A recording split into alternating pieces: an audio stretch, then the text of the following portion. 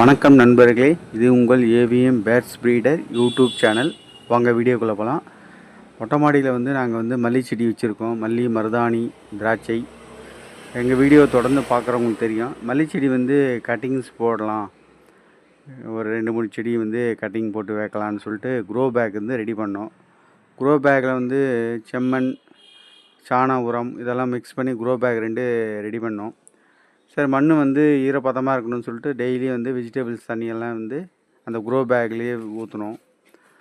இது என்ன ஆகுதுன்னா, நம்ம வெஜிடபிள்ஸ் தண்ணி ஊற்றுறதால கேப்சிகம் வாங்கி யூஸ் பண்ணும்போது அந்த விதைங்கள்லாம் அந்த தண்ணியில் இருந்ததால் இந்த பேக்கில் இந்த தண்ணி ஊற்றும் போது அந்த விதைங்க அந்த ஈரப்பதம் இருக்கிறதால முளைச்சி இப்போ செடியாக வளர்ந்துச்சு. சூப்பராக வந்திருக்கு. அது இப்போ மொட்டு வைக்கிற ஸ்டேஜுக்கு வந்துச்சுங்க. இந்த கொடமிளகா மொட்டு வச்சு பூ பூக்கிற ஸ்டேஜுக்கு வந்துச்சு. பார்க்கறதுக்கே ரொம்ப ஹாப்பியாக இருக்குது.